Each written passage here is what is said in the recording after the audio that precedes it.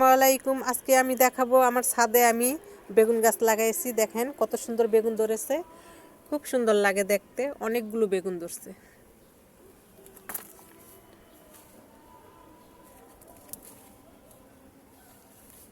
এই যে ছোট ছোট বেগুন অনেকগুলো ধরছে।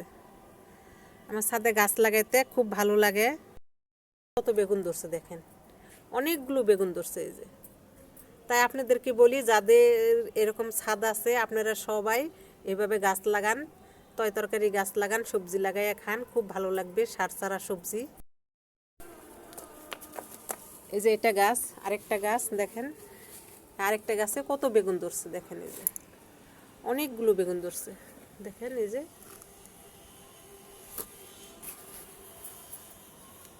ভিতরে তো দেখা যাচ্ছে না। এই যে দেখেন, পাতা সরাই দিচ্ছি, দেখেন কি ভালো লাগে, খুব ভালো লাগে দেখতে। দেখছেন? দেখেন, এই যে আরেকটা গাছ দেখাচ্ছি আমি।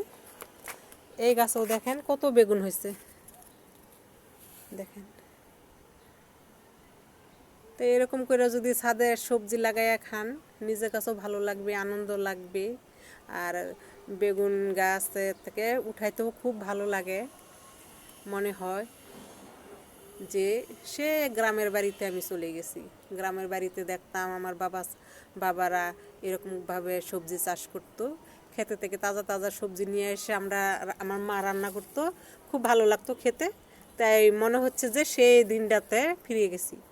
খুব ভালো লাগতেছে, আনন্দ লাগতেছে। আল্লাহ হাফেজ।